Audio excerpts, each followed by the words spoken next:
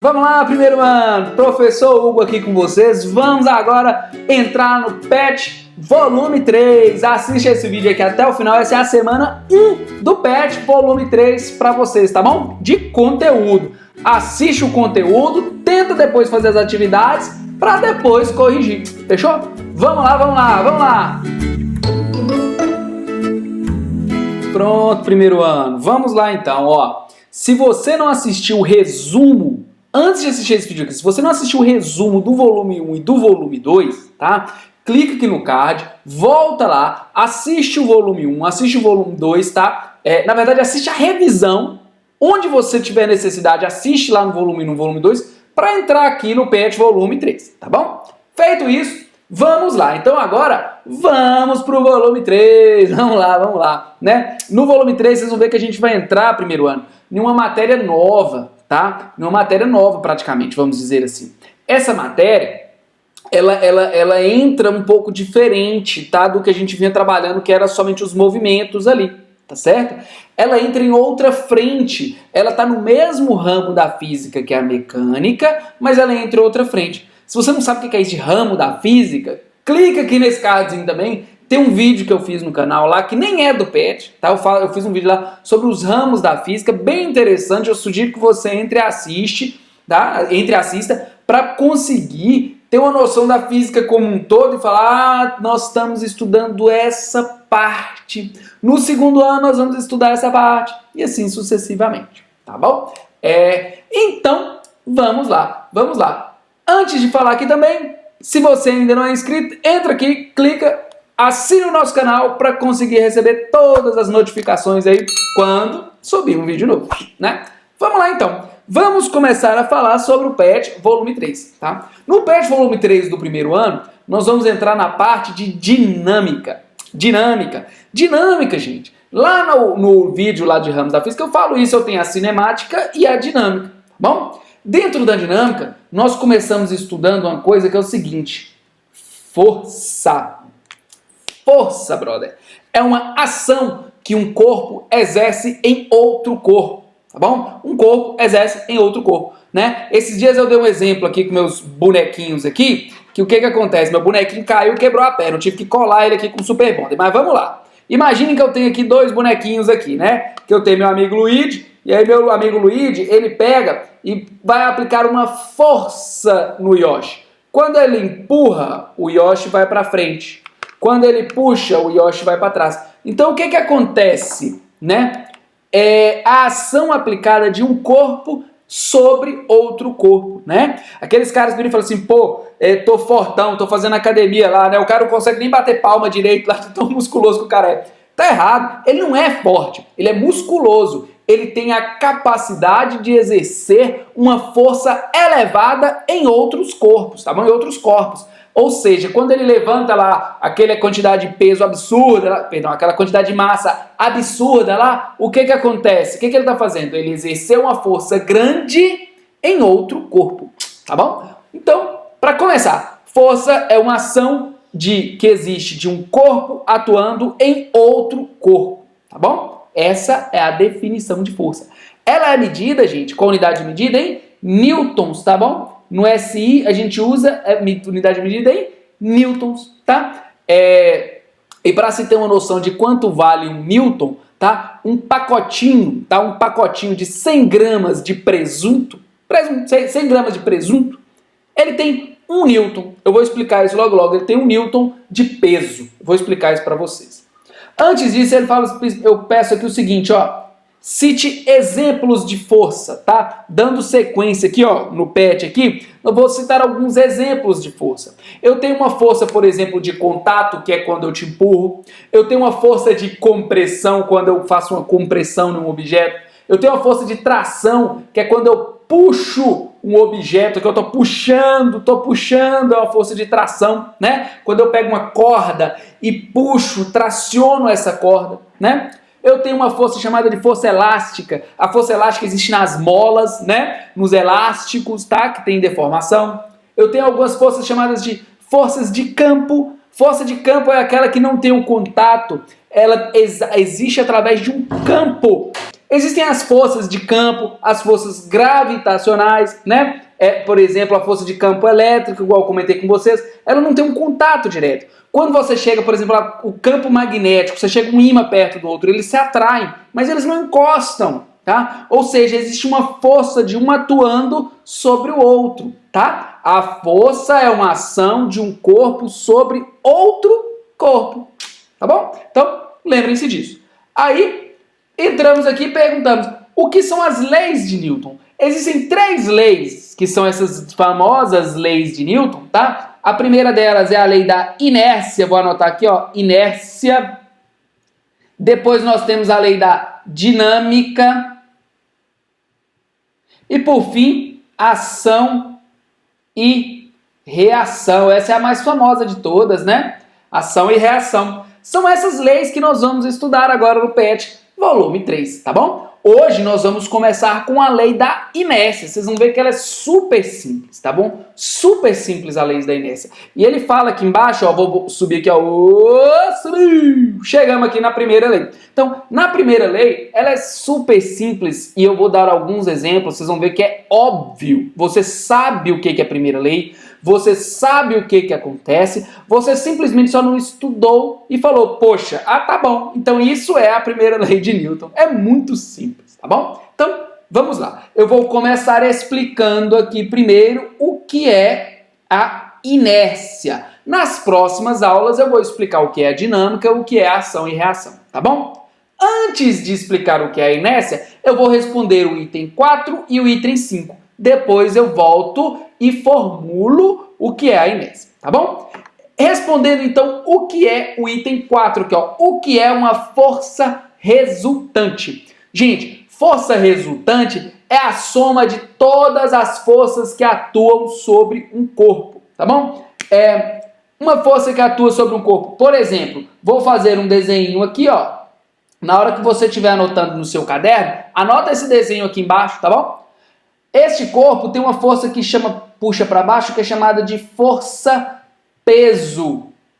Como assim? Força-peso? Peso é força? Olha só, nós falamos errado o tempo todo, as pessoas falam errado o tempo todo. Quando você chega na balança, sobe lá e fala assim, meu peso são 80 quilos.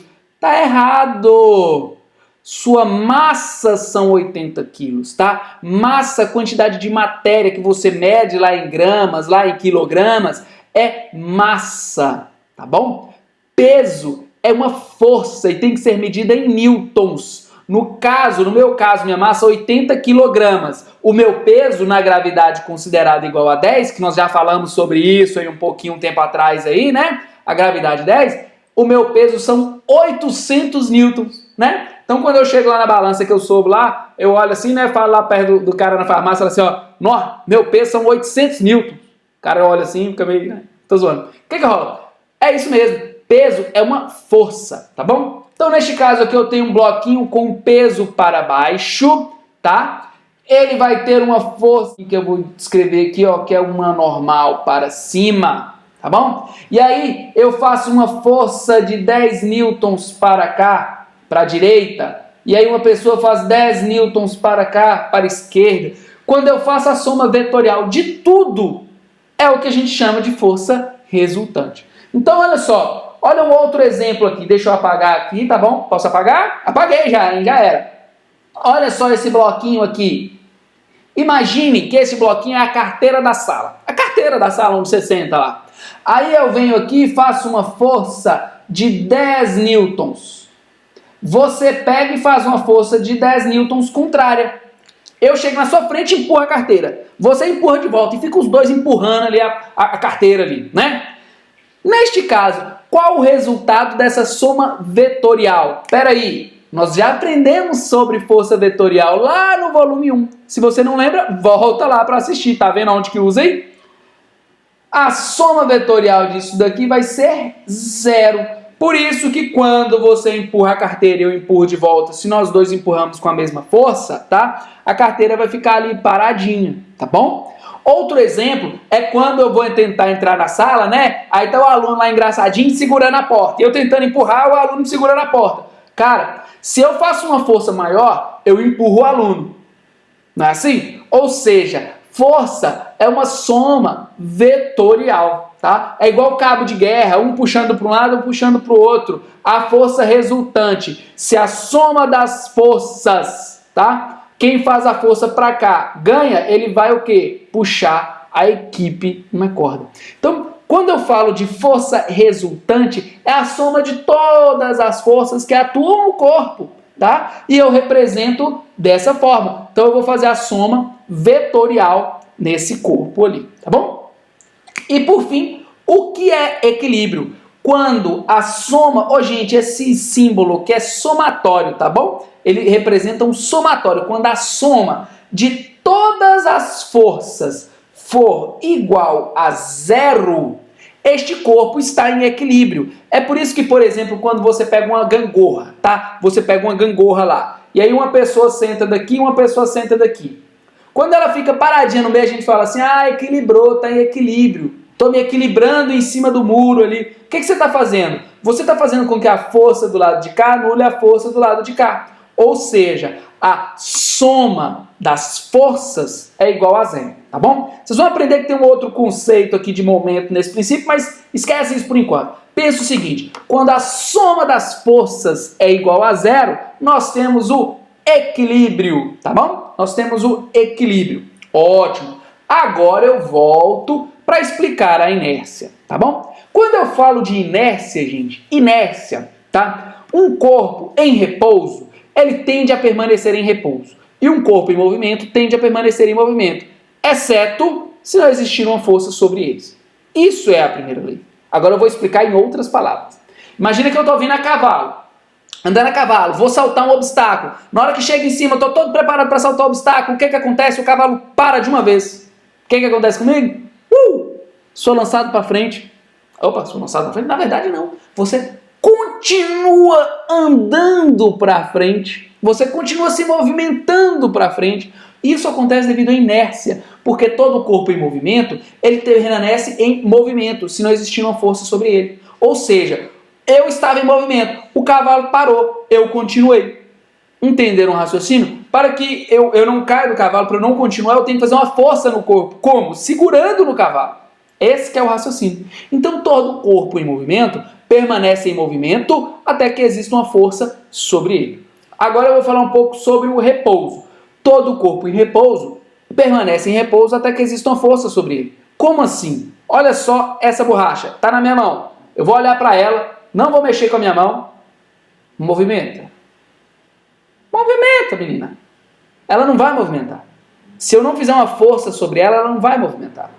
Tá bom? E não me vem falar de telepatia aí, de Charles Xavier, não. Não tem, velho. Se você não fizer uma força sobre ela aqui, ó, não vai movimentar. Então, o que acontece? Todo corpo em movimento permanece em movimento. Todo corpo em repouso permanece em repouso. Até que exista uma força sobre ele. Essa é a primeira lei. Tá bom? Entretanto, eu vou mudar um pouquinho para ela ficar, ó, perfeita. Como?